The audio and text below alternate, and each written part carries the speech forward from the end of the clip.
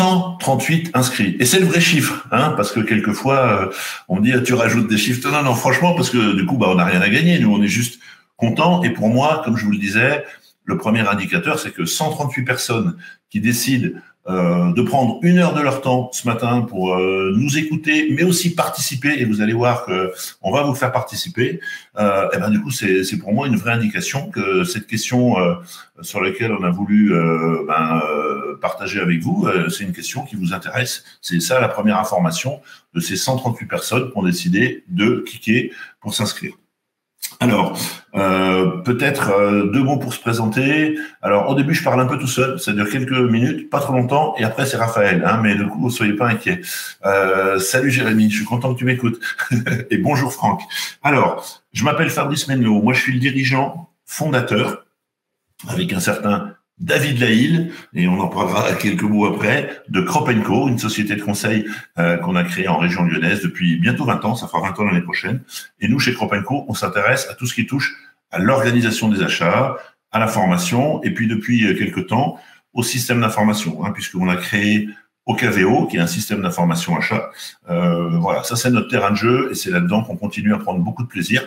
Et puis, à côté, comme ça suffisait pas, comme je le dis souvent, j'ai créé un blog qui s'appelle Apprendre les achats et qui me permet de partager ce moment qu'on va partager ensemble. Parce que ce matin, vous allez le voir, j'ai rien à vous vendre, puisque du coup, on va parler d'un thème sur lequel on n'est peut-être pas les meilleurs. C'est d'ailleurs pour ça que j'ai souhaité qu'on en parle.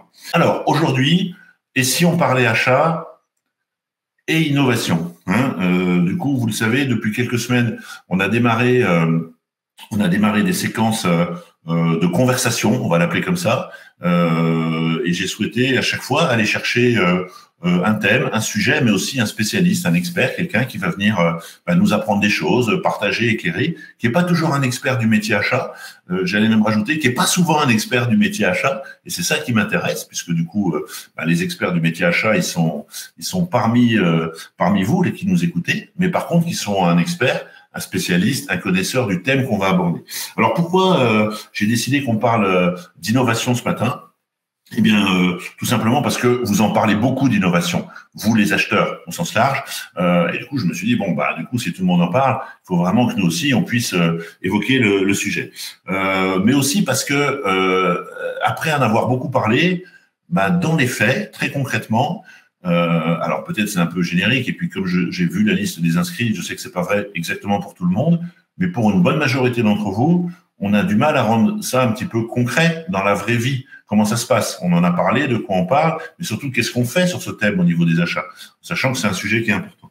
Alors je pense aussi que c'est un sujet qui était déjà très important, mais qui va s'accélérer. Et d'ailleurs, Raphaël va nous expliquer un peu pourquoi tous ces thèmes autour d'innovation sont en train de vraiment s'accélérer. Enfin, je trouve que c'est une bonne manière. Si on parle de plus en plus d'innovation, ça évitera que dans les couloirs, on soit à uniquement vous réclamer votre plan d'économie. Hein, on va le faire, le savings plan. Mais du coup, moi, j'aimerais bien vous parler d'innovation, j'aimerais bien vous parler de start-up, j'aimerais bien vous parler de nouvelles stratégies. Et moi, au niveau achat, j'ai beaucoup de choses à dire. Donc, je trouve que c'est bien de mettre ça aussi dans votre banette de l'acheteur, et pour vous sortir un peu de ce costume. Et enfin, ça permettra d'excellemment éclairer cette création de valeur, dont là, pour le coup, vous parlez beaucoup également. Mais là, clairement, la création de valeur, on va la retrouver sur l'INO. Et donc ça m'intéresse beaucoup. Voilà. Alors, comme vous l'avez vu déjà, je suis pas seul, parce que une fois encore, j'ai pas un niveau de connaissance suffisant sur le sujet. Donc, je me suis dit, il faut que je trouve quelqu'un. Et donc, du coup, en baladant sur les réseaux, et notamment LinkedIn, qu'est-ce que je vois? Je vois Raphaël Lahille qui tous les jours publie sur l'innovation avec une manière vraiment que j'apprécie beaucoup, c'est-à-dire comme on le fait un peu chez Crop & Co, il y a du contenu, c'est dense, il y a du métier, et puis à la fois il y a un petit ton avec un peu de sourire, avec des photos, etc., qui permettent d'illustrer le message. Et donc du coup je me dis je vais appeler Raphaël. Il a accepté, et avant que je lui laisse se présenter, je le remercie encore, d'autant plus que Raphaël, voilà, c'est le fils d'un ami, mais je fais pas intervenir que les fils des amis. Hein. Je tiens à dire pour Farid qui me dit encore le fils d'un ami. Non, simplement c'est un super bon, c'est un garçon extra, et je me suis dit il faut que tu sois avec nous et que tu nous parles d'innovation. Voilà, donc je vais lui laisser la parole pour qu'il se présente, et puis après on va démarrer gentiment. Vous n'oubliez pas le chat pour échanger entre vous. Iris, vous êtes tout à fait excusé. Et puis, les questions surtout, n'hésitez pas à les poser. On répondra aux questions. Raphaël, c'est à toi pour te présenter. Merci Fabrice pour cette belle introduction. Bonjour à tous. Je suis ravi aujourd'hui d'être parmi vous pour parler justement de quelque chose qui est bien plus qu'un métier pour moi, puisque l'innovation, c'est une véritable passion. Donc, je suis Raphaël Laï, j'ai une formation d'ingénieur en génie mécanique et génie industriel, et j'ai découvert l'innovation un peu par hasard au cours d'un MOOC qui était réalisé à l'époque en collaboration entre l'EM de Lyon et l'École centrale de Lyon. C'était un MOOC sur l'innovation par le design thinking.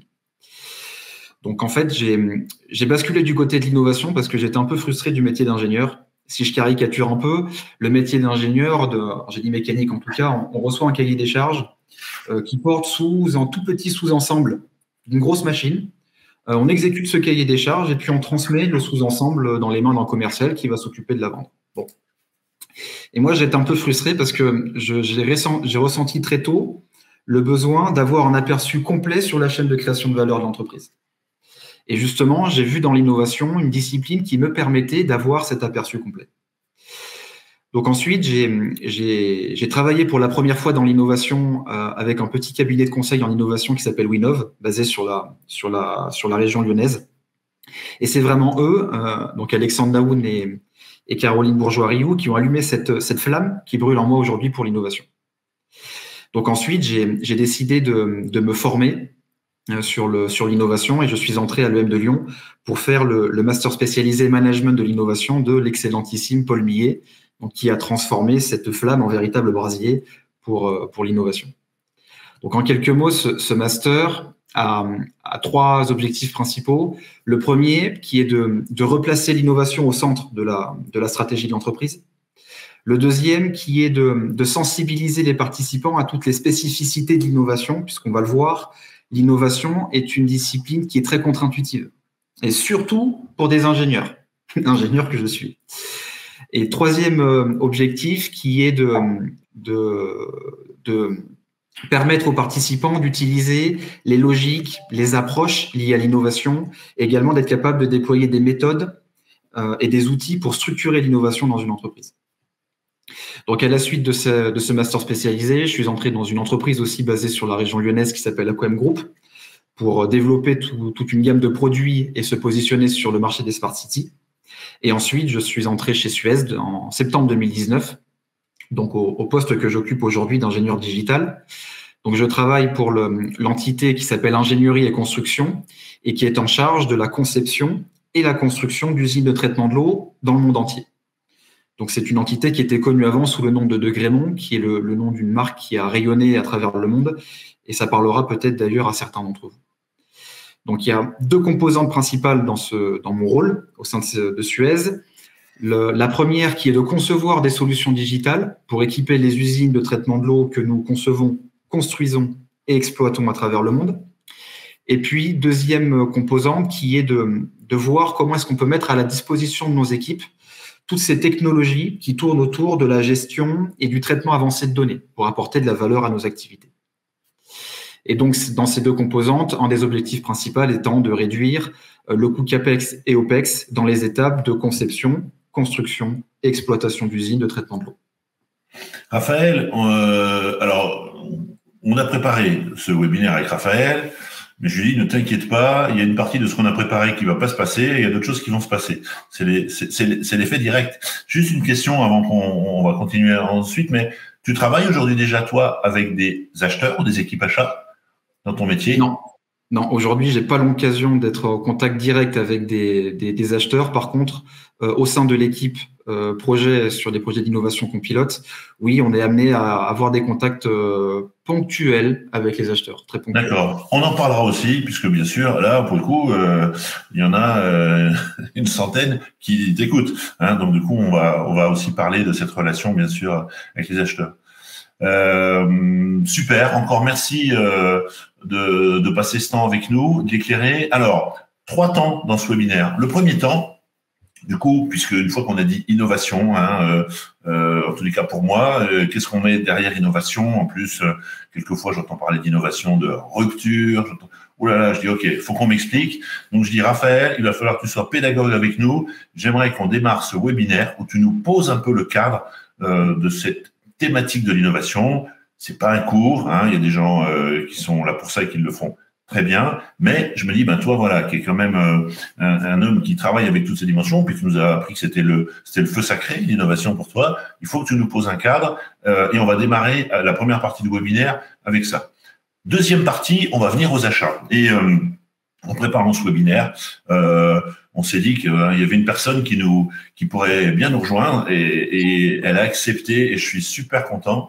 Et donc, du coup, on a demandé à Jean Breton, qui est peut-être un des plus grands experts sur ce thème en France, en tous les cas, une des personnes très référentes. Eh bien, Jean a accepté gentiment de participer et de venir sur scène avec nous pour la deuxième partie du webinaire, où cette fois-ci, eh bien, on va voir avec ce que nous aura posé un petit peu Raphaël comme point de repère, comment ça se passe côté achat dans la vraie vie. C'est-à-dire que, bien sûr, Jean va nous parler des belles expériences sur lesquelles il peut être d'ailleurs amené à participer, ou ne serait-ce que des fois à connaître. Mais moi, ce qui m'intéresse, c'est, voilà, est-ce que cette dimension d'innovation, elle se joue aussi bien à l'hôpital que dans une société industrielle, dans une société de services? Comment ça se passe concrètement?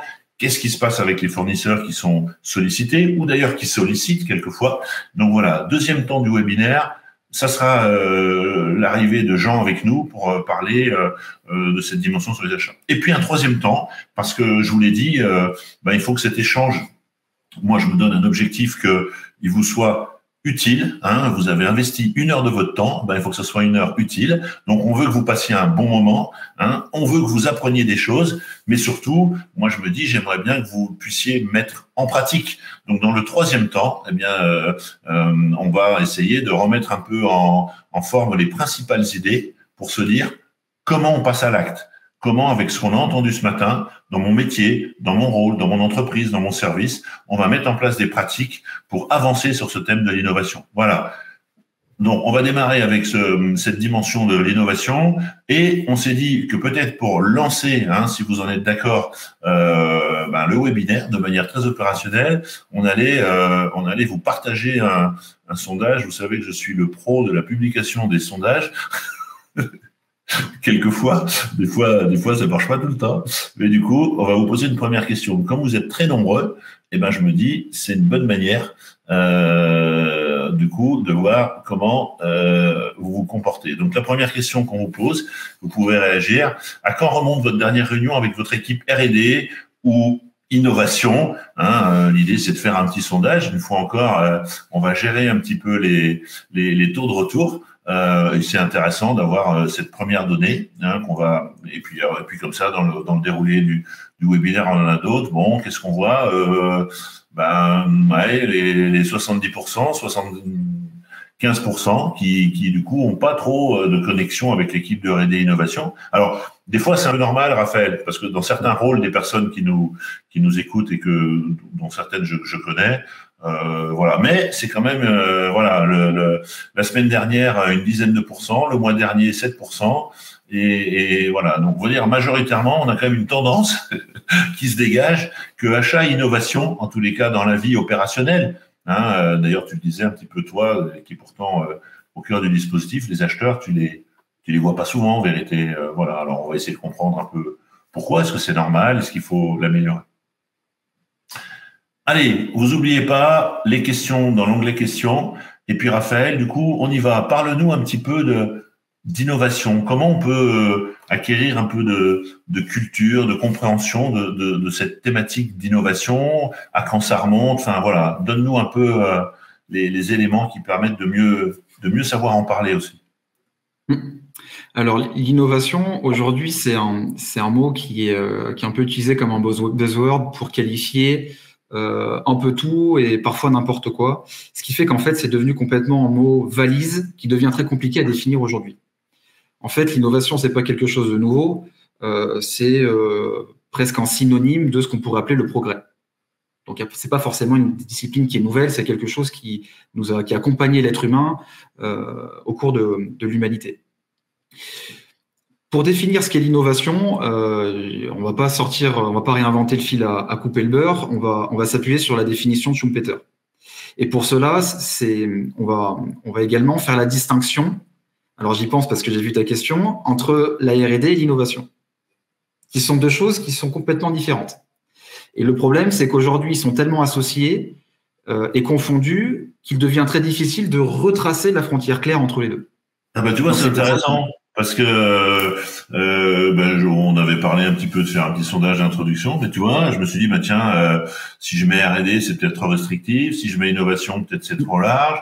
Donc du coup, je vais mettre les deux parce que voilà. Mais tu as raison, ok, c'est peut-être intéressant de resituer pourquoi en effet c'est des choses assez différentes et comment ça se loge cette partie innovation. Tout à fait. Alors après, le sondage est quand même bien effectué parce qu'on constate dans les organisations aujourd'hui que innovation et R&D, c'est au même endroit. Donc finalement, c'était pas si mal. Manière de poser la question en tout cas. Donc si on reprend ce que disait Schumpeter, donc on a d'un côté l'invention qui est produite par la R&D et qui signifie la conception d'une nouveauté. Tandis que l'innovation se définit comme étant l'introduction de l'invention dans un environnement social. Le marché étant une forme d'organisation sociale avec des règles qui définissent les pratiques. La R&D, donc, consiste à dépenser de l'argent pour trouver des idées, pour répondre à une problématique technique bien définie, mais investir de l'argent en R&D ne débouche pas forcément sur des innovations. La R&D a pour mission de résoudre des problèmes techniques ou d'améliorer l'état de l'art technique existant. D'accord. En clair, la R&D vient répondre à une commande. Voilà, c'est ça un peu aussi le point de repère sur la R&D. Là où l'innovation, on est peut-être sur un sujet qui est plus, je sais pas si on peut dire qui est plus large, mais en tous les cas qui est peut-être moins cadré au démarrage ou. Alors, l'innovation, ça consiste à utiliser des idées pour créer de la valeur. Innover, c'est changer le marché. L'innovation, ce n'est pas juste produire une technologie nouvelle et espérer qu'elle va trouver un marché en misant sur le fait qu'elle soit intelligente. Quel que soit le sens du mot intelligent d'ailleurs. Non. Okay. Innover, c'est changer le marché. Et pour changer ce marché, il n'y a pas forcément besoin de technologie. On peut tout aussi bien changer le marché par le design, par un nouveau modèle économique ou de tas d'autres approches. D'accord. Et pour illustrer cette différence entre R&D et innovation, on peut prendre l'exemple de la collaboration de l'époque entre Apple et Xerox. Apple allait chercher les inventions de Xerox, puis ensuite réfléchissait à la manière de les mettre en œuvre dans un cadre marché bien spécifique, son activité. Apple ne produisait pas ces technologies à l'époque. Donc on voit que la technologie ou l'invention peuvent produire de l'innovation, mais que ce n'est pas une condition qui est nécessaire. Innover, c'est avant tout explorer de nouvelles manières de créer de la valeur pour les clients et l'organisation, et ça ne se limite pas à la technologie. D'accord. Et l'innovation, Raphaël, a toujours une finalité marché, client, etc. Est-ce qu'on ne peut pas aussi innover, je dis n'importe quoi peut-être, pour travailler mieux, est-ce que tout ça ou c'est toujours dans une finalité de satisfaire mieux, d'ouvrir un nouveau marché, de mieux satisfaire nos clients. Tu vois, est-ce que la destination, elle est aussi importante dans cette dimension d'innovation? Je pense que ça dépend en fait, in fine, quel est le changement que vous apportez sur le marché. Est-ce que le changement que vous apportez, que ce soit dans votre organisation, dans votre manière de travailler, dans le développement de nouveaux produits, quel est l'impact qu'il va avoir sur les règles du marché actuel? In fine. Je voulais te donner une information importante. Vraiment importante. Philippe Portier s'est connecté. Donc, fais gaffe, mec. Juste, je te dis, fais gaffe. Salut, Philippe. Ok. Donc, du coup, oui, c'est ça. Donc, ça va dépendre comment on va l'exploitation, en fin de compte, c'est presque un autre sujet, en vérité. In fine, non, il n'y a pas toujours tu vois ce que je veux dire? Parce que moi, souvent, en tant qu'acheteur, je me dis innover, c'est lancer un produit tout à fait nouveau, une approche de service. On l'a vu dans le monde du logiciel ces dernières années. Alors, est-ce que c'est de l'innovation? Mais la manière de gérer la mise à disposition des outils des logiciels, elle a plus grand-chose à voir. En tous les cas, il y a beaucoup de choses qui ont changé. par rapport à il y a 10 ou 15 ans en arrière. Est-ce que ça, du coup, c'est bien des innovations? Est-ce que, enfin voilà, comment tu appréhendes tout ça? Alors, quand tu parles d'exploitation, tu fais référence à la distinction entre activité d'exploitation et exploration, c'est ça? Ouais, notamment, ouais. Alors, ça, cette distinction, donc c'est quelque chose qui est très utilisé notamment par Alexander Osterwalder dans ses différents livres Business Model Generation et les trois autres qui ont suivi. Dans les faits, c'est quelque chose qui est quand même difficilement dissociable. Donc, certes, quand on parle d'innovation, il faut automatiquement travailler sur différents horizons temporels, le court terme, le moyen terme et le long terme. Et c'est vrai que la plupart du temps, les entreprises sont plutôt à l'aise sur les innovations court terme, sur ce qu'on appelle l'innovation incrémentale.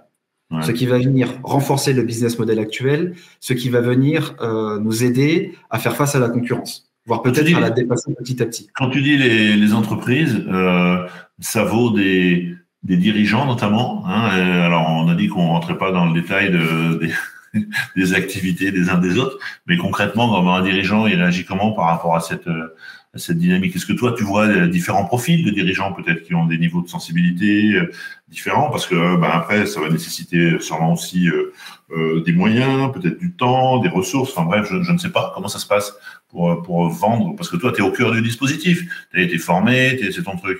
Mais dès que tu ouvres un peu la porte du bureau, qu'est-ce qui se passe avec les autres? Comment ils gèrent tout ça, toute cette dimension-là? On peut, si on caricature, il y a deux extrémités sur le spectre. Il y a une partie où, donc une extrémité où il y a des services innovation qui n'ont pas intégré la complexité et l'incertitude qui est liée à l'innovation. Donc, ce sont des équipes qui vont travailler en fonction de modes, qui vont suivre les modes du moment. Donc, le design thinking, puis 5 ans plus tard, c'est l'open innovation, puis arrive la blockchain, puis arrive le métaverse, et vous voyez que ce sont des choses qui bouclent, qui naissent, qui s'essoufflent et qui s'éteignent. Et le problème, c'est que ces équipes innovation ont énormément de mal à raccrocher ça à leurs activités. La plupart du temps, elles partent dans tous les sens, elles s'éparpillent et elles ont énormément du mal à l'intégrer dans l'activité de l'entreprise, à la valoriser. Ouais. Et puis, d'un autre côté, il y a les équipes innovation qui arrivent à intégrer cette complexité, cette incertitude, aussi bien au niveau opérationnel que stratégique. Le gros problème en innovation, c'est qu'on n'est pas capable de prévoir ce qui va se passer dans les 5, 10 ans à venir. C'est pas possible. Il ne faut pas chercher à le faire. On ne peut pas travailler en partant sur du prédictif. Donc, en fait, il faut aborder des logiques qui sont complètement différentes. Là où ceux qui n'intègrent pas cette complexité travaillent en mode pipeline, convergent, c'est-à-dire qu'on prend une photo à un instant T, on génère plein d'idées, on sélectionne les meilleures, on rentre l'idée dans le pipeline, donc l'idée progresse au fur et à mesure, selon un processus bien souvent linéaire. Ce qu'il faut savoir, c'est que le temps de cycle développement de produit, en moyenne, c'est entre 3 et 5 ans. Donc, il y a entre 3 et 5 ans entre le moment où l'idée rentre dans le pipeline et le moment où elle sort. D'accord. Le problème, c'est qu'entre le moment où on a pris la photo et le moment où le produit sort, le contexte marché a changé. Et donc, on se retrouve avec, au pire, une innovation qui est en complet décalage avec la réalité marché et au mieux, une amélioration incrémentale de l'existant. Mais ce n'est pas ce qui nous permet de faire de la rupture. Okay.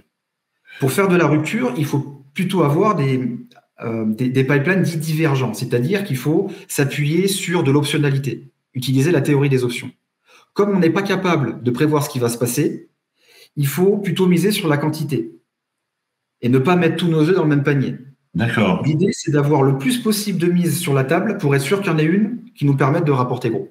Donc, l'innovation de rupture, ça veut dire que c'est l'innovation de potentiellement plusieurs ruptures. Et on espère que là-dedans, il y en a une qui soit une vraie rupture qui rencontre le marché, quoi. Exactement. C'est exactement. Waouh. Bon. Le sujet était un peu de dire, bon, vas-y, t'as 5 minutes pour tout nous expliquer. Merci en tous les cas d'avoir commencé à poser les points de repère. 11h30, ce que je te propose, on va continuer cette discussion pour que aussi on puisse la rendre concrète et opérationnelle. Hein, c'est un des objectifs de ce webinaire. Peut-être c'est un objectif très ambitieux, on verra à la fin. Je vais faire coucou à Jean qui va nous rejoindre pour que du coup on puisse poursuivre et que du coup on éclaire dans cette deuxième partie maintenant du webinaire la dimension sur le métier achat. Donc du coup, Jean va nous rejoindre. Alors pour la petite histoire, je le laisserai se présenter. J'ai croisé Jean il y a quelques années en arrière, avec quelques S à années, voilà. Et du coup, depuis toutes ces années, on se suit un petit peu à distance. On a participé ensemble à quelques programmes et conférences. Et je sais que c'est un sujet sur lequel il est très présent. Salut Jean, est-ce que tu nous entends bien? Moi, je vous entends très bien. Je ne sais pas si vous m'entendez bien. Parfaitement, parfaitement. Je te présente Raphaël Laïl. Je ne sais pas si tu connais ce jeune homme. Raphaël, je le suis sur les réseaux sociaux et puis on a en fait un parcours commun un petit peu autour du génie industriel et puis il a évoqué une société de conseil que je connais bien qui est Winov. Je connais très bien Alexandre Daoun aussi, donc je pense, et puis Paul Millet aussi que je connais, Bon. Et puis voilà. Allez, on connaît du monde. Jean, Exactement. il faut que tu puisses, pour ceux qui ne te connaissent pas, et peut-être qu'il y en a encore quelques-uns, que tu puisses te présenter pour que du coup on situe aussi un petit peu ce qu'on va se dire après. Donc quelques mots peut-être pour resituer à la fois voilà ce que tu fais parce que bon du coup là, c'est un challenge parce que il y a des choses à partager, mais au moins dans les plus essentiels. Rapidement, moi aussi, je suis ingénieur de formation. Je suis l'INSA de Lyon. Et c'est pas anodin parce que l'INSA est une école qui, ça remonte à quelques années. Là, moi, j'ai plus de 60 ans. Mais l'INSA a toujours été une école qui a fait beaucoup de formation par la recherche. Et il s'avère que j'ai eu une thèse de doctorat et je suis tombé dans le monde de la recherche comme ça. Et j'étais ingénieur génie civil. J'ai jamais fait de génie civil. Et en fait, je me suis vite orienté vers l'innovation. Donc, je suis devenu aussi un passionné comme Raphaël de management d'innovation. Et j'ai travaillé dans différents environnements industriels et de conseil et aussi fait pas mal de formations, que ce soit à l'Université de technologie de Compiègne ou à l'Université de Savoie. Et je suis parisien d'origine et puis j'ai à un moment donné, après mon parcours professionnel dans le monde du conseil et de l'entreprise, je suis arrivé en Haute-Savoie pour, il y a une vingtaine d'années, travailler dans le développement économique par l'innovation au sein d'une association qui s'appelle TESAM. Et TESAM a eu l'occasion, sur la région Auvergne-Rhône-Alpes, d'être assez active dans le domaine de ce qu'on appelle les programmes collectifs d'accompagnement de PME. Et j'ai été la chance, à un moment donné dans ma vie professionnelle, j'ai eu à créer from scratch un programme collectif d'accompagnement de PME sur la région Auvergne-Rhône-Alpes en stratégie et conduite de l'innovation. Et il s'avère que j'ai moi-même joué le rôle de consultant sur quelques boîtes du coin pour voir si ce que je préconisais était bon. Et la plupart des entreprises que j'ai eu dans lesquelles que j'ai eu à accompagner ou ce programme pour lequel il était destiné concernait des entreprises en situation de fournisseurs. La région Auvergne-Rhône-Alpes est la première région de sous-traitance française, notamment dans le domaine de la mécanique pour des filières de l'automobile, de l'aéronautique, de l'horlogerie. Enfin, certains d'entre vous connaissez peut-être le décolletage en Haute-Savoie, mais c'est un des rares encore endroits très, très industriels en termes de cluster au niveau français. Je ne suis pas très loin. Et du coup, je me suis intéressé en accompagnement ces entreprises, en préconisant et en concevant des programmes d'accompagnement. Je me suis dit, mais au bout d'un moment, on accompagne individuellement ces fournisseurs dans leur stratégie d'innovation, mais ces fournisseurs, ils me parlent de directeurs achats, de responsables achats, ils sont bloqués dans leur relation. Ça, c'était il y a une quinzaine d'années. Donc, je me suis intéressé aux achats sans rien y connaître et je suis tombé aussi amoureux de la fonction achat. Et ma préoccupation a été au niveau de TESAM de regarder comment accompagner des filières là où il y avait de l'innovation organisationnelle à faire, c'est-à-dire aux interfaces entre les fournisseurs et les directions achats, et non pas les directions innovation. Parce que moi, j'étais dans des commissions de normalisation en management d'innovation. Les achats, on n'en parlait jamais, complètement absent. Donc, je me suis intéressé à ce sujet et j'ai vu qu'il y avait un axe fort de développement économique absolument clé au niveau français et notamment en région Auvergne-Rhône-Alpes. Mais sur ces sujets, on était une petite dizaine en France à s'en occuper. Et j'ai monté un lab qui s'appelle PEAK, PEAK, qui est un acronyme. Je ne suis pas loin aussi du Mont Blanc. Et c'est un petit clin d'œil au Mont Blanc et au territoire auquel je suis, et qui a visé à rassembler et à construire un programme scientifique qui permettait d'associer l'ensemble des personnes qui comptaient en France sur ce sujet et qui permettait d'agréger un sujet qui était entre achat et innovation, il n'y avait pas grand-chose qui se faisait, où il y avait des visions très parcellaires. Et on a essayé tous ensemble, j'ai eu le bonheur dont Philippe Portier ici présent, qui m'est très proche, et d'associer un certain nombre d'acteurs pour construire et avoir une approche scientifique de ce que c'est que la fonction achat-innovation. Voilà. D'accord. Aujourd'hui, Jean, si on avait à faire un petit... alors après, peut-être que c'est un peu compliqué parce que toi, tu es dans des univers qui sont surtout industriels, non? Ou pas forcément? Si, quand même plutôt. Beaucoup d'industriels historiquement, mais aussi de la commande publique. En fait, et du service. En fin de compte, on navigue dans différents environnements, grandes, petites, moyennes boîtes, et différents environnements extrêmement variés en termes d'activité. Voilà. Alors, je rappelle que vous pouvez poser vos questions. Hein, il n'y a toujours pas de questions, donc nous on continue. Hein, après, on va parler tous les trois hein, si vous nous arrêtez pas. Mais si vous avez des questions, vous n'hésitez pas, je les prends et on interroge Raphaël ou Jean en fonction de votre question. Jean, du coup, comment aujourd'hui, là, si on faisait une photo, on est en 2023. Hein, tu disais en effet, on part d'un petit peu loin.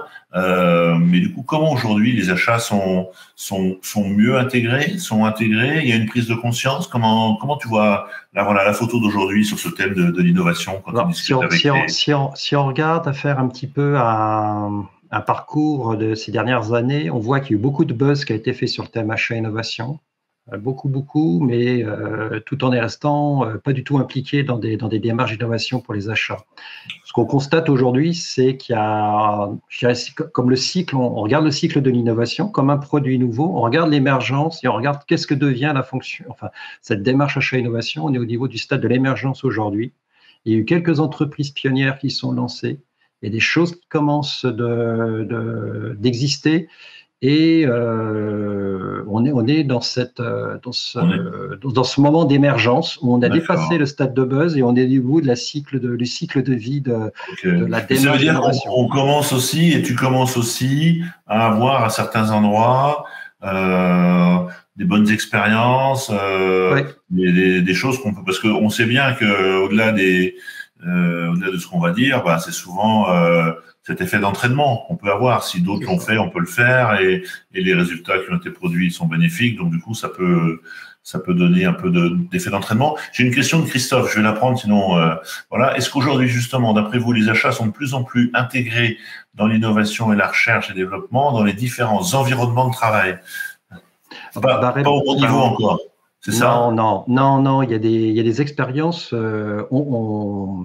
Ça existe, on l'a vu. Je dirais que c'en est à ce stade-là, et c'est absolument pas généralisé. Et ça, par contre, les questions venant des achats pour faire l'innovation se font prégnantes, et il y a des marques d'intérêt beaucoup plus précises et des préoccupations beaucoup plus précises. Alors, il y a un certain nombre de facteurs facilitants qui font qu'il y a une espèce de maturité de cette préoccupation. Est-ce que tu peux nous donner un exemple, Jean, sur cette partie justement? Moi, ça fait... je travaille avec différentes entreprises dans le domaine. Alors, il y a des environnements ou des exemples que je peux donner parce que j'ai signé des accords de confidentialité. Mais après, dans le domaine public, il y a un travail énorme que je fais depuis plusieurs années, par exemple avec la société Bouygues Construction, qui est une société qui s'intéresse depuis plusieurs années à très haut niveau aux enjeux qui travaille avec beaucoup de PME sur les territoires, et qui a souhaité s'est adressé il y a quelques années à moi sous l'angle comment je peux mobiliser mes fournisseurs sur les territoires pour capter l'innovation. La notion, d'ailleurs, le terme capter est un vocable qui est fortement utilisé dans le monde des achats, moi qui, à titre personnel, m'irrite un petit peu, mais j'en comprends la signification. Et la difficulté au passage, c'est capter, c'est bien, mais comment on fait pour absorber tout ça, c'est un autre problème. Et c'est la vraie difficulté auquel on est confronté avec les achats qui ne sont pas intégrés encore complètement dans l'innovation. Mais si on en revient en termes d'exemple, le travail qu'on a fait, qu'on fait toujours avec eux, c'est des dispositifs collectifs qu'on monte, et on accompagne Bouygues Construction sur des dispositifs collectifs de mise en place d'écosystèmes d'innovation qui sont des fournisseurs au panel et qu'on accompagne pour les associer à des projets d'innovation. La fonction chez Bouygues Construction, c'est la mise en place d'une organisation aux achats pour repérer dans le cadre de projets d'innovation que nous, on facilite dans l'identification chez les fournisseurs.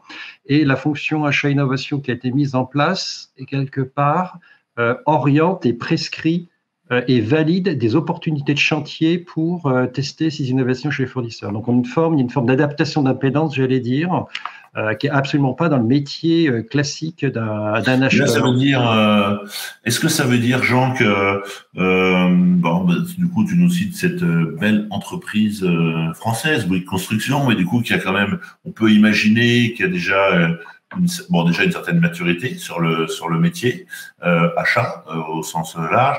Et puis après, c'est quoi? C'est une logique aussi de taille. Ça voudrait dire que si on veut s'intéresser à l'innovation, il faut qu'on soit dans des grandes équipes achats ou pas du tout? Pas forcément. Non, pas forcément. J'ai un autre exemple en tête qui est une entreprise qu'on connaît bien, Olympique, qu'on a bien étudié. C'est une société sur la filière automobile qui est à Grenoble, qui est la société Arémont. Alors, c'est une très belle entreprise. On est quelques milliers d'entreprises, mais on n'est pas au stade d'un grand groupe international comme Bouygues Construction, qui a mis en place de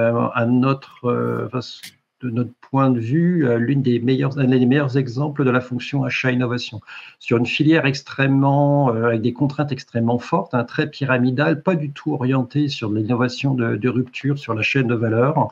On a une entreprise qui est très orientée sur les valeurs, très drivée sur les valeurs humaines et qui en fait un des vecteurs de sa transformation, de sa création de valeur. Et ça, du coup, les achats sont très partie prenante de cette démarche parce que du coup, ça va imprimer à la fonction achat une pratique avec ses ressources externes, avec ses fournisseurs, alignés sur la façon dont l'entreprise se développe. Et du coup, ils ont mis en place l'exemple même de l'avenir de ce qu'on imagine être la fonction achat-innovation. C'est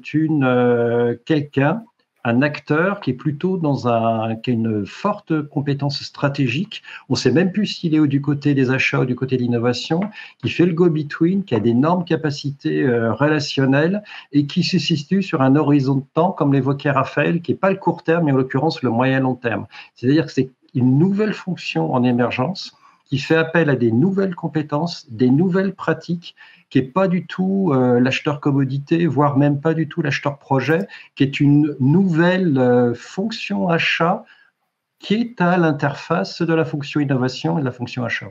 Ça, c'est important, on va y revenir, parce qu'on sait que dans les organisations, de manière générale, et pardon encore un peu des fois d'être un peu général dans mes propos, mais on est dans cette course au temps, aux achats, dans un métier qui est hyper opérationnel, des fois même un peu trop pour le coup, puisque du coup on en oublie cette dimension un peu de parler un peu du futur. Et du coup, là voilà, il y a un message, c'est que dans cette dimension-là, on a un horizon de temps qui est pas ce qui va se passer mardi prochain. C'est pas il faut que j'innove pour mardi, Raphaël, on est d'accord, c'est pas comme ça qu'on le fait, Pas tout à fait. Non, on est d'accord. C'est comme le disait Jean, il faut vraiment prendre en compte les différents horizons temporels et être capable justement de travailler sur plusieurs tableaux. C'est très important. Et le gros problème auquel on fait face aujourd'hui, surtout en matière d'innovation, c'est que le problème d'aujourd'hui est toujours prioritaire par rapport au potentiel problème de demain. Et donc, en fait, on se retrouve à regarder ce qui nous arrive juste là devant, ne pas voir plus loin que le bout de notre nez et à se faire inspirer par l'activité opérationnelle journalière. Et en fait, il faut arriver justement à se libérer du temps pour être capable aussi de relever la tête et de se projeter sur les horizons temporels un peu plus éloignés. Alors, une question de Céline qui nous dit quel lien, et c'est intéressant parce que je pense qu'en effet, c'est aussi un des points de connexion peut-être qu'il faut qu'on éclaire. Quel lien faites-vous entre la maturité des achats et la maturité des directions générales sur cette thématique de l'innovation? Je t'en parlais tout à l'heure un petit peu, Raphaël, c'est que du coup, voilà, et toi aussi, Jean, du coup, qui accompagne les entreprises, est-ce que est-ce qu'on se dit, pour mettre en place ces démarches, Arémont, on les connaît bien, c'est une belle entreprise. D'une manière générale, déjà, c'est une très belle entreprise, avec beaucoup aussi ils sont toujours très en avance, aussi sur les dimensions, même gestion des équipes, etc. Ils ont mis en place beaucoup de pratiques. Est-ce que là aussi, on s'est exprimé le fait qu'il y a un lien, il faut que côté direction générale, et comment ça se passe dans les échanges que toi tu peux avoir avec ces organisations? Alors, la maturité achat, En fait, c'est la méthode achat en termes de façon dont elle fonctionne avec son écosystème externe et c'est comment elle se positionne en termes de rôle et de vocation. Je crois que c'est comme ça qu'il faut envisager les choses. Et dès lors que l'entreprise, au-delà de son métier qu'elle doit garder, de son métier achat classique, on n'est pas en train de vouloir révolutionner les choses, il faut simplement enrichir le panel d'expertise, de compétences et de métiers de l'achat sur une composante qui va être sur un horizon temporel autre et sur une vocation complémentaire. Et ça demande, pour répondre à ta question, à ce que l'entreprise soit orientée sur les enjeux d'innovation ouverte et un plan de développement soit ouverte culturellement sur l'extérieur. Et cette maturité-là, et c'est à ces conditions-là que la fonction achat pourra se permettre de se diversifier en termes de métier sur ces aspects. Sinon, on va tomber, si on a une entreprise qui est très orientée en termes d'avantages concurrentiels sur des enjeux court terme, et ben les achats seront à l'image de la vocation ou de la façon dont se développe l'entreprise. Dès lors que l'entreprise, l'organisation est orientée sur des sources de valeur et des façons d'y répondre qui sont plutôt orientées sur des choses un petit peu plus qui nécessitent de faire de l'innovation, et quelle est la culture à ne pas utiliser uniquement ces ressources externes parce qu'elle est tellement sous une avalanche de problèmes et de vagues successives qui vont être de plus en plus importantes, elle va ressentir la nécessité de faire appel à des ressources externes et singulièrement à ses fournisseurs et du coup d'utiliser au moins une partie de ses fournisseurs comme un potentiel de ressources pour se développer en innovation. Et c'est là que les achats ont une carte énorme à jouer que d'utiliser une partie de ses partenaires externes comme un terreau, une démarche par laquelle l'entreprise va pouvoir se développer. Et que le terme achat est même piégeant. L'acheteur ou la personne qui va être en charge ou les acteurs en charge de cette relation avec l'extérieur vont être les acteurs qui vont mobiliser un potentiel de ressources et d'expertise externe au service, comme l'a évoqué Raphaël, d'une démarche d'exploration pour explorer des nouveaux projets. On va étendre son gisement de ressources au-delà de ses compétences internes. C'est une puissance de frappe, les entreprises qui l'ont testé, qui le font, ont une puissance de frappe énorme et rencontrent beaucoup plus d'agilité du coup pour être dans le cadre des cycles rapides de l'innovation. Alors, j'ai une question qu'on va transformer en sondage. Merci à Philippe qui nous dit « Les best practices semblent montrer que la création d'une fonction acheteur-innovation serait un incontournable pour développer la dimension achat et innovation. Est-ce que ceci, vous qui nous écoutez, vous le confirmez ?» Et donc, du coup, plutôt que de vous mettre des réponses dans le chat, je vais vous soumettre le sondage et du coup, vous allez pouvoir répondre. Est-ce que c'est best practice? Qu'est-ce que vous en pensez? Voilà. Est-ce que le fait, on veut développer cette dimension achat et on est obligé d'en passer par une création d'une fonction acheteur-innovation? Est-ce que pour ceux qui sont partis dans l'aventure, puisque du coup Jean nous disait qu'on était encore dans une phase un peu d'émergence, est-ce que vous le rencontrez déjà? Allez, je vous laisse répondre. C'est parti, il y a des réponses. Ah, c'est serré, hein. C'est serré, Raphaël, comme les anciens derbies entre Lyon et Saint-Étienne. C'est clair, qui commence à nous manquer d'ailleurs. À qui le dis-tu? Alors, du coup, qu'est-ce qu'on dit? Oui, non, ça se tient, hein. Donc, du coup, c'est intéressant et du coup, on vous laisse encore un petit peu de temps. Je vais reprendre la question qu'a posée Anis qui dit alors. Bon, du coup, on est aux achats. Là, les acheteurs, ils ont besoin à un moment donné de KPI. Hein, c'est comme ça. Ils ont été picousés à ça. Donc, Anis, il coupe pas. C'est un vrai. Et il dit quels objectifs communs pourraient avoir les achats et Anis. Donc, déjà, des objectifs communs. Est-ce que ça existe, cette dimension de partager des objectifs? Et surtout, quel type d'indicateurs pour montrer qu'on avance dans cette dimension-là? Vous avez des choses concrètes, que ce soit Jean ou peut-être Raphaël, que vous avez vu sur ces sujets-là ou qu'on pourrait imaginer? Je peux peut-être, je me permets, Raphaël, et puis tu peux rebondir aussi. Il y a un point, j'élargis le sujet, je dis pourquoi, et il va y avoir besoin, et qu'il y a déjà besoin de nouvelles fonctions, achat, innovation. C'est qu'en fait, on a quelque chose qui est en train de nous arriver, et qui est extrêmement facilitant pour faire cette bascule et la prise en compte des achats, de l'innovation par les achats. C'est tout ce qui tourne autour de l'impact CO2, de tout ce qui arrive sur l'économie circulaire, sur la décarbonation.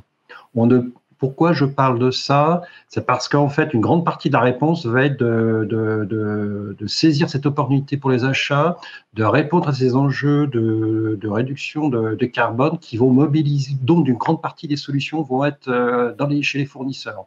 Et il va falloir trouver des solutions organisationnelles nouvelles pour le faire, et ça ne se fera pas sans les fournisseurs.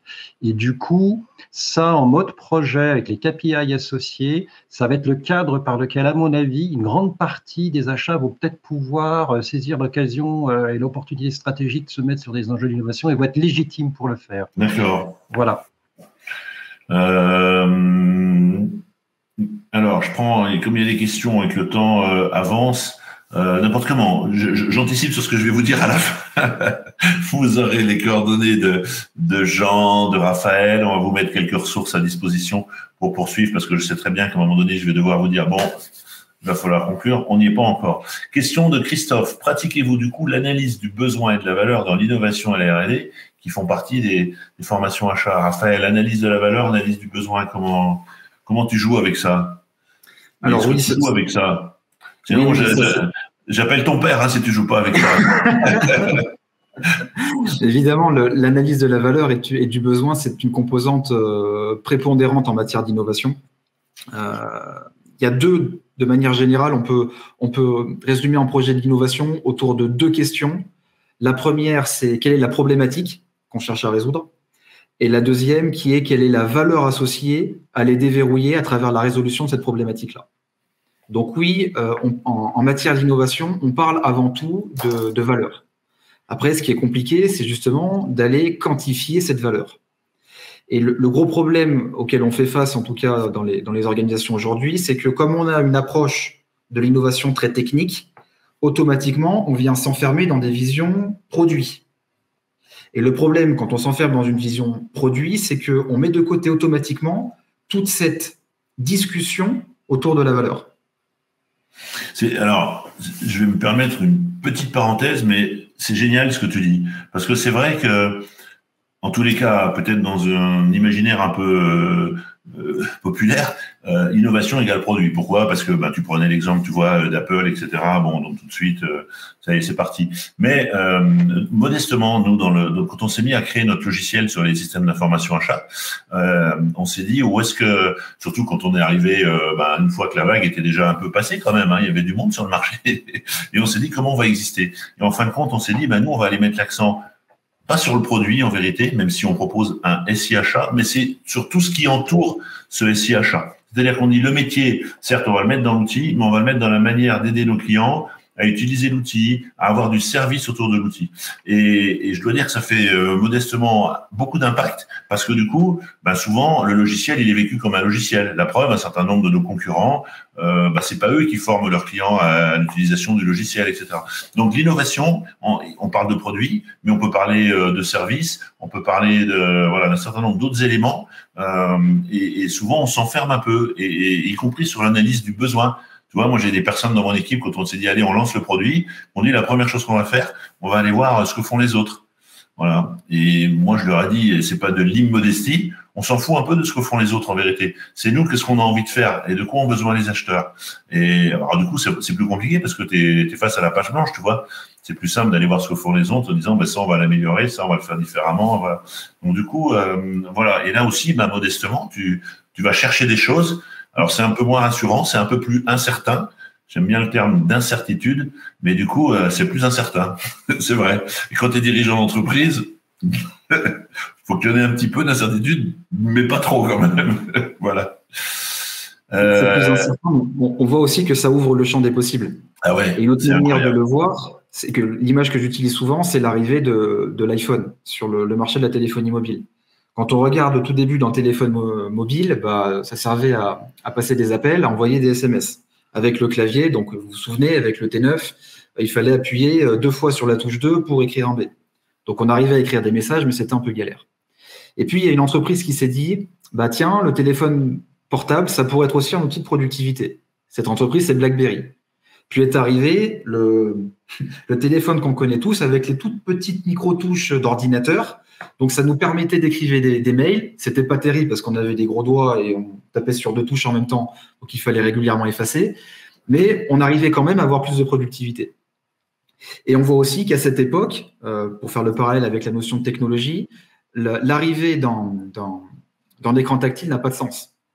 Pourquoi ? Parce que pour composer des numéros au téléphone, les touches en plastique, ça fonctionne très bien. Et puis en plus, à l'époque, la technologie n'était pas très fiable. Donc quand on tapait sur le 2, il s'affichait en 6, il fallait revenir en arrière. On se dit, mais c'est quoi ce truc, ça ne marche pas. Il n'y a pas besoin d'écran tactile. Et puis en fait, la véritable valeur qui réside finalement dans l'usage, quand on parle d'innovation, c'est Apple qui l'a vu. Ils se sont dit, mais en fait, il faut pousser l'utilisation du téléphone en matière de productivité encore plus loin. Et en fait, en fonction de ce qu'on veut faire avec le téléphone, il faut être capable d'adapter le clavier à ce qu'on veut faire. Et c'est là qu'arrive aussi toute la notion de divertissement sur le téléphone. Et c'est là aussi où l'écran tactile commence à avoir de la valeur. C'est-à-dire que quand on a besoin de taper des chiffres, on a le clavier des chiffres qui apparaît. Quand on a besoin de taper des lettres, il y a le clavier lettres qui apparaît. Et quand il y a besoin d'autre chose pour se divertir, autre chose apparaît. Donc on voit bien que l'innovation réside dans la valeur et dans tout ce qu'on peut construire autour de l'utilisation, de l'usage pour nos clients. Alors, on va prendre des questions. Juste, je vais te dire que ça, du coup, si tu dis téléphone, du coup, c'est un peu générationnel. Normalement, tu devrais dire smartphone, hein, Raphaël. Toi, t'es jeune. Jean et moi, on dit que c'est un téléphone, mais toi, tu dis que c'est un smartphone. Hein. Alors, une question. J'ai vu une question de Franck. Franck, savez-vous pourquoi le marché… Alors, Franck intervient, c'est le patron d'achat dans une organisation publique. Hein, donc, du coup, voilà, il y a cette dimension, voilà, mais c'est intéressant. Savez-vous pourquoi le marché négocié prévu dans le code de la commande publique n'est jamais mis en avant comme une procédure utilisable alors qu'il peut acheter des innovations brevetées au détriment du partenariat d'innovation ou de la procédure quand on est sous des seuils inférieurs à 100 000 euros. C'est peut-être un petit chouïa technique, mais la question de Franck, c'est du coup, est-ce que ces pratiques qui sont permises sont assez peu mises en œuvre pour le coup? Est-ce qu'on a des explications? Est-ce que Jean, toi, tu as eu à te frotter un peu à l'univers des achats publics? Pas plus que ça. Bon, un petit peu, mais j'aurais pas les éléments de réponse. Par contre, Philippe Portier, qui est Philippe nous écoute. Ouais, on connectera Franck à Philippe peut-être pour qu'il puisse échanger. Franck, désolé. C'est une vraie question. Ça reste une bonne question. Allez. Ouais. Alors du coup, Philippe, il est en forme. Hein.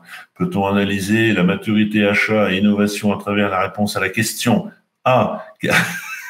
Philippe, il veut que je fasse plein de sondages. Il a vu que je savais faire des sondages.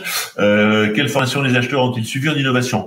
Bon, c'est une bonne question, d'autant plus que Jean et Philippe, ils ont maintenant aussi des réponses. On va en parler sur la formation. Comment sont mesurées les contributions des achats à l'innovation voilà, par des KPIs. Alors ça, vous pouvez mettre quand même… Alors, et pardon, parce que je vous l'avais dit, je regarde pas le chat. Moi, c'est trop compliqué multi-écran. Je sais qu'il se passe plein de choses dans le chat. J'ai vu que vous vous êtes envoyé des liens, des réponses, c'est génial. Continuez, hein, du coup, à partager tout ça. Moi, quand je ferai le montage, j'irai chercher les éléments qu'on rediffusera. Donc, oui, moi, ça m'intéresse cette logique de contribution.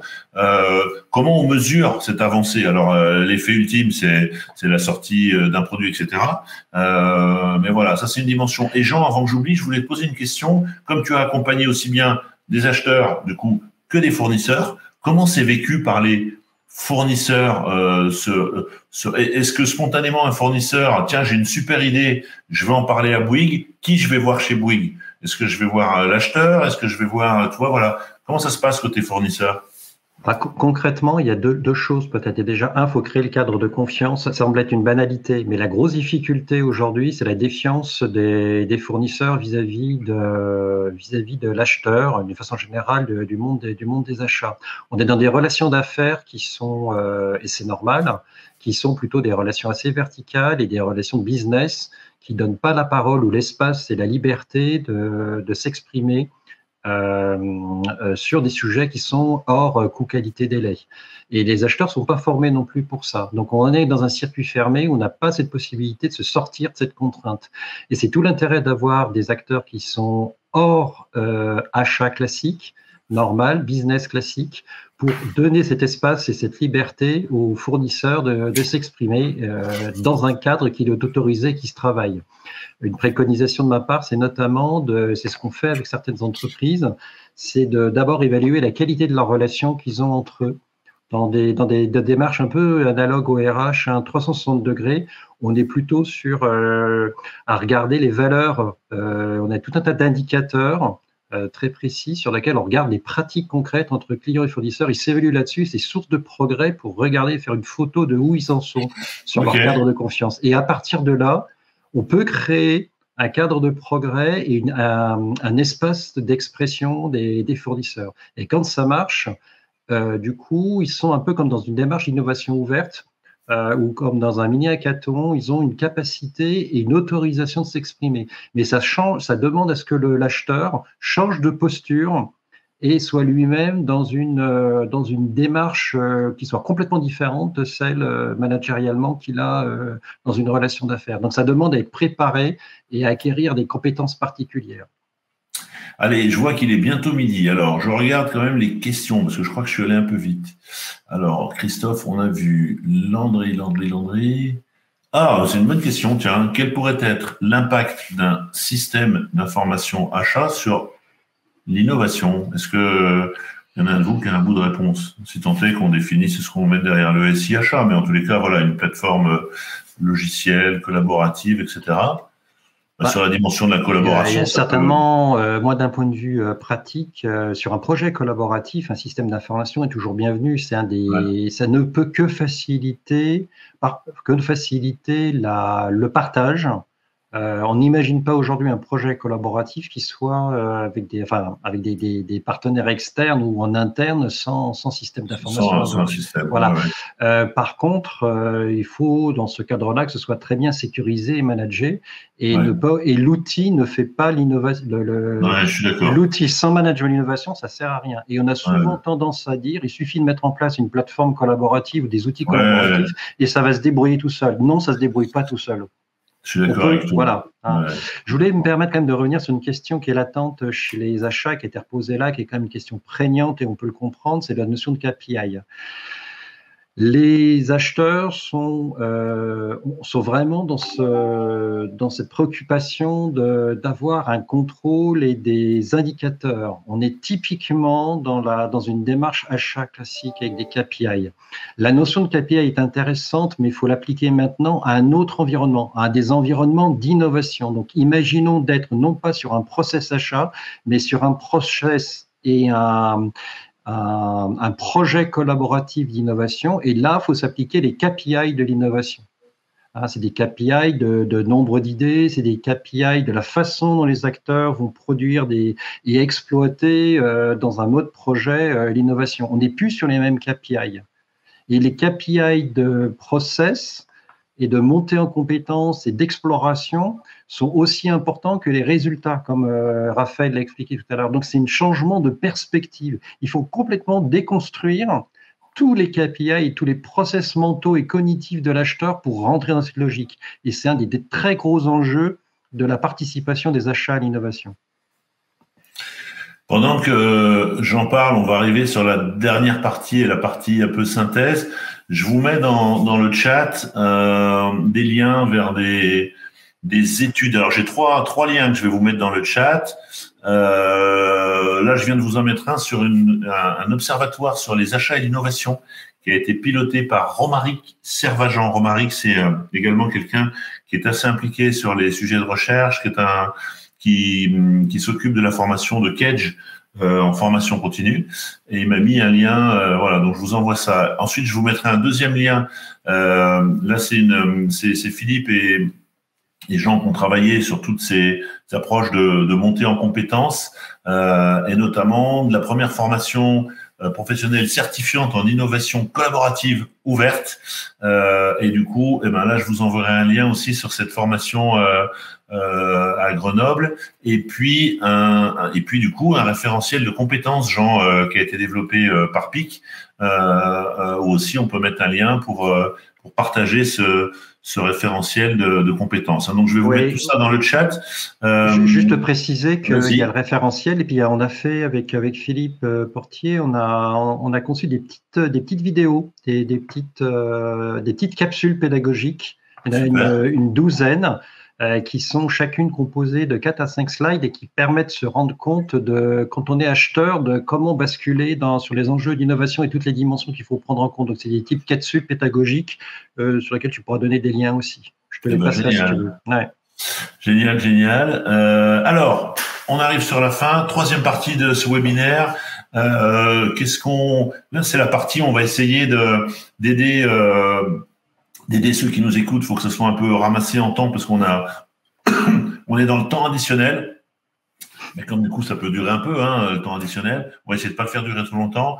Voilà, quelques conseils ou quels sont les éléments qu'on peut retirer. Moi, j'en ai noté quelques-uns, mais si vous retiriez 2-3 éléments pour aider les acheteurs un peu dans ce passage à l'acte. On s'est dit que déjà, il fallait pas qu'on réfléchisse sur un terme qui était trop court. Ce que tu as dit, Jean, sur créer un cadre de confiance, ça nous paraît évident, mais moi, je vois souvent des acheteurs. L'autre jour, je discutais avec un dirigeant d'une petite entreprise. Il m'a dit, voilà, les acheteurs, ils veulent qu'on innove, mais ils m'ont envoyé, vous connaissez la caricature, mais il me l'a montré, ils m'ont envoyé un document de 17 pages où on me demande, dans la mise en relation, le nom de mes 5 premiers clients, le chiffre d'affaires. Il dit, mais moi, j'ai créé la boîte il y a 6 mois. Donc, j'ai pas les 5 premiers clients. Justement, si je discute avec lui, c'est que je veux que ça soit mon premier client. Donc, qu'il arrête de m'embêter sur mon compte de résultats. Et là, je me dis, cette confiance, elle n'est pas installée. Du coup, à la fin de l'histoire, qu'est-ce que me dit le chef d'entreprise? Il dit, moi, j'y vais plus à leurs réunions. J'ai l'impression que ça les amuse de parler d'innovation. Mais moi, ils me font perdre du temps. Il faut que je me trouve d'autres sociétés qui ont vraiment envie de parler de ce que j'ai fait, quoi. Voilà. Donc du coup, voilà, quelques idées que vous avez, Raphaël et Jean, sur voilà, qu'est-ce qu'on pourrait retenir, qu'est-ce qu'il faudrait qu'on mette en place, quels sont les bons éléments à bien avoir en tête quand on veut progresser sur ce thème de l'innovation.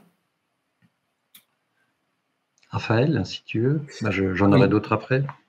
Alors, déjà, les premiers éléments, c'est accepter la complexité et l'incertitude intrinsèque à l'innovation et ne pas chercher à la réduire. C'est-à-dire qu'elle est là, il faut apprendre à la gérer et il faut avancer avec. Il ne faut surtout pas l'ignorer. Ensuite, par rapport à ce que tu évoques, Fabrice, ça me fait beaucoup penser à un concept clé en matière d'innovation, mais qui est souvent assez méconnu, étonnamment, c'est la loi de diffusion de l'innovation, qui a été théorisée par Geoffrey Moore dans son livre Crossing the Chasm. En fait, si on caricature en quelques mots, il y a 2 types de typologies clients auxquelles on fait face quand on veut déployer un produit sur un marché. Il y a d'un côté les early adopters et les innovateurs qui, eux, sont intéressés par la nouveauté. Et puis, il y a, donc c'est une faible partie du marché, ils représentent à peu près 15% du marché. Et puis, il y a tout le reste, qui s'appelle la majorité du marché, et qui, eux, ont, de par leur nature, qui sont assez méfiants et sceptiques vis-à-vis de l'innovation.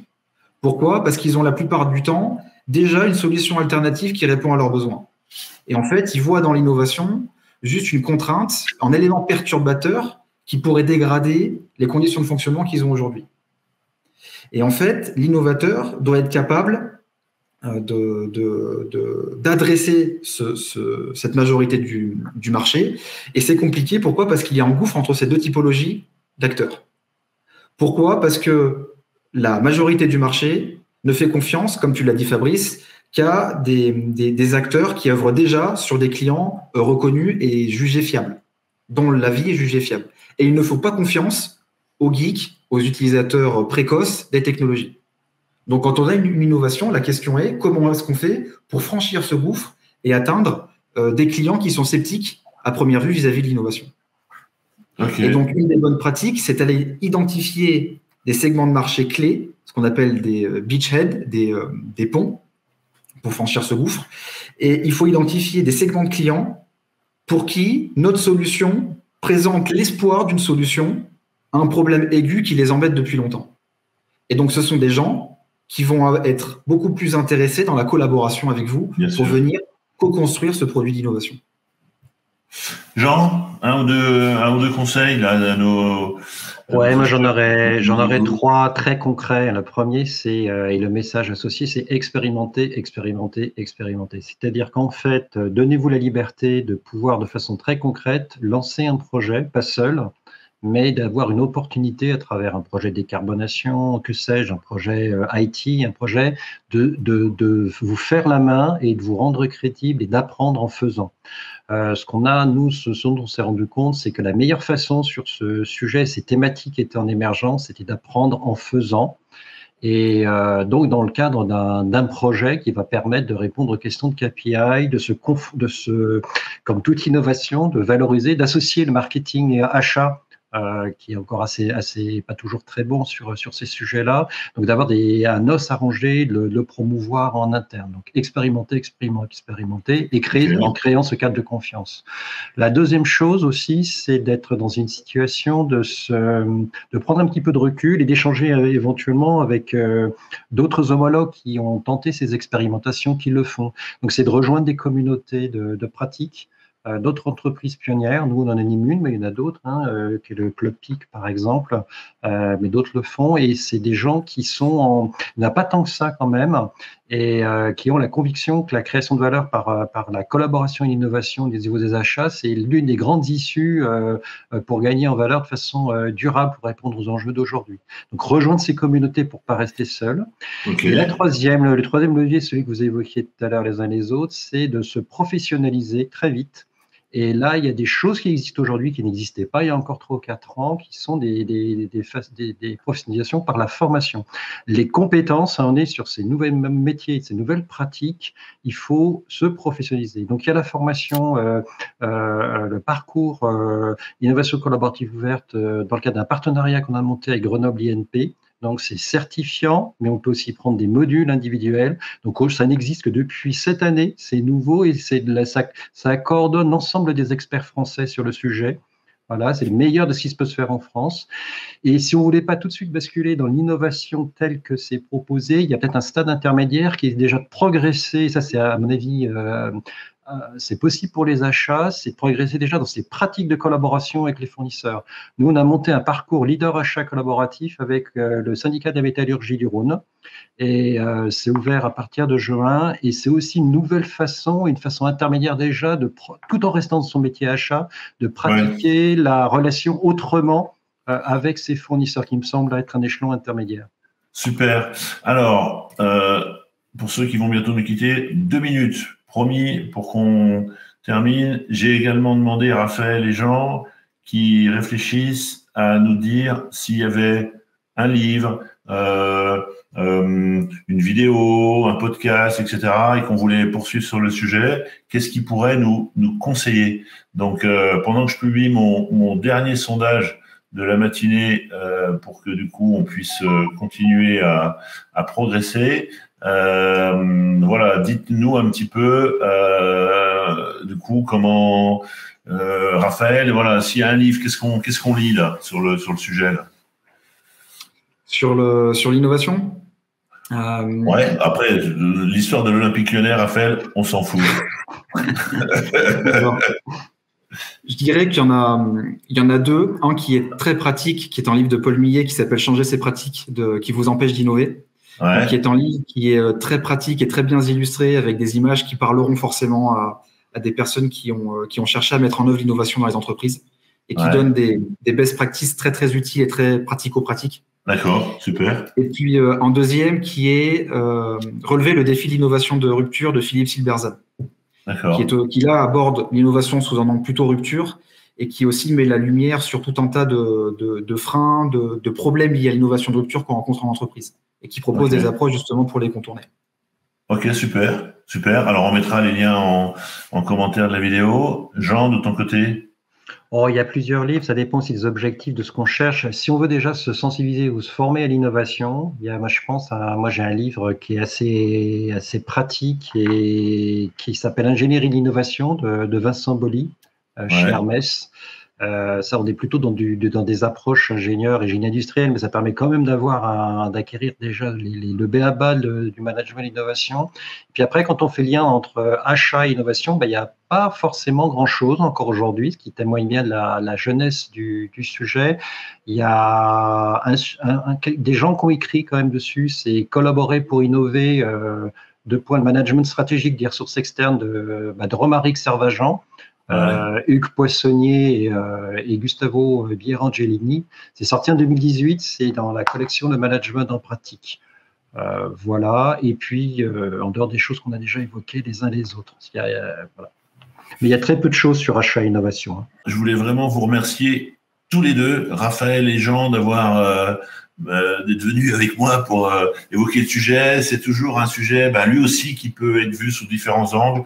On a initié le sujet. J'espère que ça vous permet aux uns aux autres de continuer à grandir sur ce thème, à acquérir quelques convictions, que c'est vraiment un terrain de jeu qui est assez extra pour le métier achat. Vraiment, je pense que c'est une belle perspective de poursuivre l'aventure. Et comme l'a dit Jean, qui est pas trop exploré, donc du coup, il y a des places à prendre et dans les organisations, mais aussi avec vos fournisseurs. Les fournisseurs me disent souvent, ah oui, tiens, quand on nous sollicite, comme c'est tellement peu habituel, quelqu'un à qui on prête de l'attention, généralement, il vous en donne beaucoup. Donc merci encore à vous deux. Si vous nous suivez sur le site de Crop & Co, vous avez une rubrique événements où je vous partage tout ce qui va arriver prochainement. Sur le site de OKVO, on y met des témoignages de nos clients sur le SI achat, et ça c'est intéressant. Et puis enfin, sur le site Apprendre les achats, c'est mon petit blog perso. Je m'autorise une liberté de ton qui est pas toujours corporate, mais voilà, j'essaie de rester un peu humoristique. Raphaël, grand merci à toi. Et merci puis, à toi, Fabrice. Jean, écoute, tu vois, on avait dit qu'on se retrouverait un jour. On a commencé. On peut faire mieux, mais c'est déjà pas mal. Merci en tous les cas. C'est très frustrant parce que plein de sujets abordés, mais j'ai regardé les questions qui étaient posées, les commentaires. On reste dans la frustration de ne pas avoir répondu, d'avoir un peu répondu à côté. Donc c'est écoute, voilà, on a démarré l'histoire. Il s'est passé plein de choses dans le chat qu'on n'a peut-être pas vu, mais j'ai vu pas mal de réactions, de liens, etc. Bon, il y aura peut-être un épisode 2 en fonction de ce qu'on va prendre le temps de lire. À bientôt pour la suite des aventures, comme on dit. À très bientôt, merci. Et Raphaël, n'oublie pas de faire la bise à ton père. Ça marche. Ciao, à tous. Au revoir. À bientôt.